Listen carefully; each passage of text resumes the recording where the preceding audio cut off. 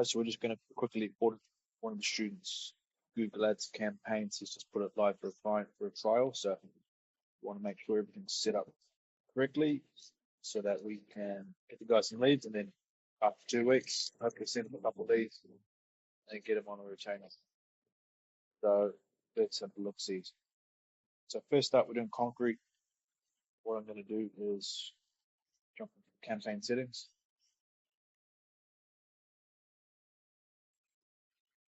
Cool. So marketing objective, we want to start website traffic. Networks, we just want to be doing the Google network. We don't want search partners or display network. We want to put all our budget onto straight on Google.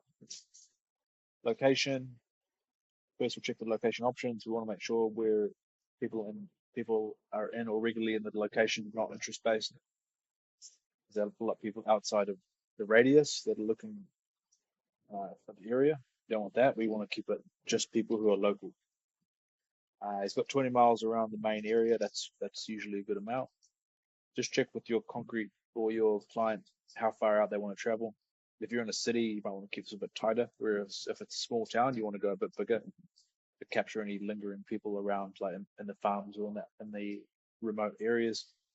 Budget today, we're doing $15 US, which I think is a good amount. It's not too aggressive that you need to be checking it every day, but it's also enough for it to spend a bit of money.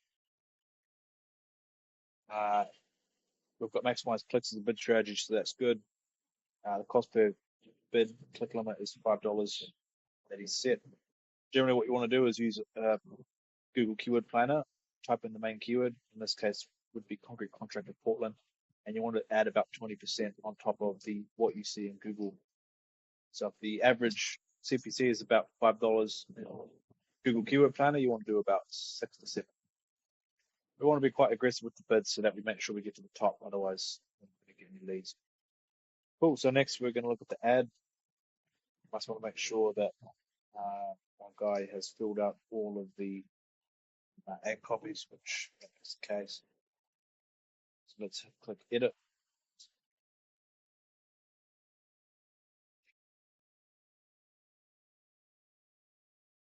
Okay, so we've got the URL in there. We've got the concrete Portland. I'm just going to specify this as concrete layers, because there's a difference between concrete and concrete layers. Concrete layers is obviously someone that does the job. Concrete is more general. There could be people looking for people to pour concrete, not actually do the concrete.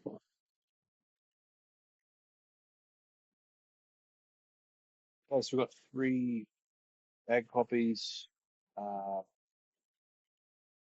In the trainings, I just teach 3, but we generally want to fill out this as much as possible. So we're going to put the brand name in there.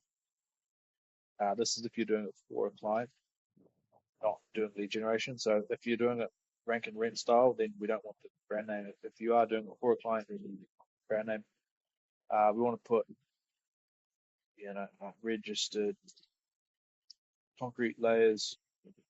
This is my secret headline: is Portland's leading concreters. We go residential and commercial because we want to let them know that we do all types of concrete. We can go full project management. We've got driveways, pass and formwork, which covers most concrete jobs. That's right. We can do concrete driveways, Portland. So you could do some like sub services. A lot of people, when it comes to concrete, actually just want driveways. So feedback here is for the guy to get some more headlines. We want to fill out all the headlines where possible. Over 35-star reviews, you can put that in. Here's another secret one. You can go quality builds, reasonable rates, quality build, reasonable rate. Concrete solutions for all budgets. That's not going to fit, so we're going to shorten a bit. Concrete laying for all budgets. Concrete lays, that'll do. We want to get these descriptions filled out as well. We're just going to go with some of the recommended ones. What was the other one here? AS Concrete Construction Portland. You want to let Google test and optimize as we go. So let's do something about testimonials as well.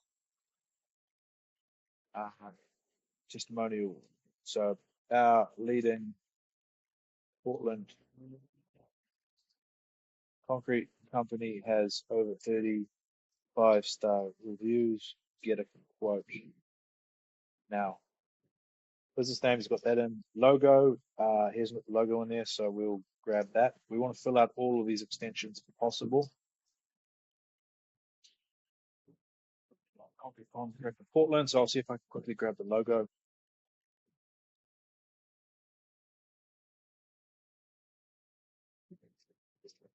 Yeah, so we've got a logo here, so I'm just going to save this. Save as. It's a WebP file, that should be fine. Okay, and now we're going to upload that so that our business logo shows.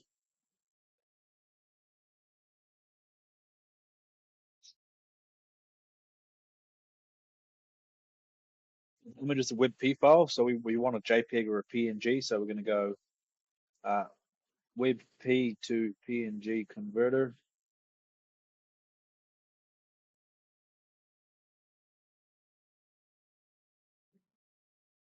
Swap that out. Convert.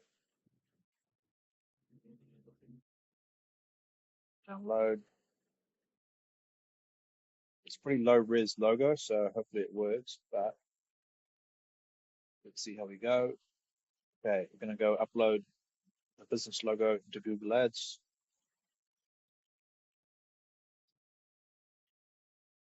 We're just going to choose the best part, so we're just going to go there, AS.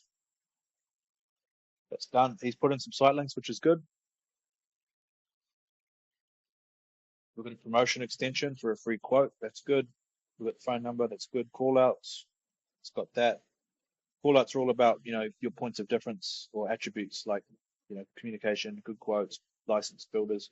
Structured snippets. You always want to do a service catalog. If you're in the lead gen industry, for example, if it's locksmiths, the service catalog would be like homes, apartments, cars, etc.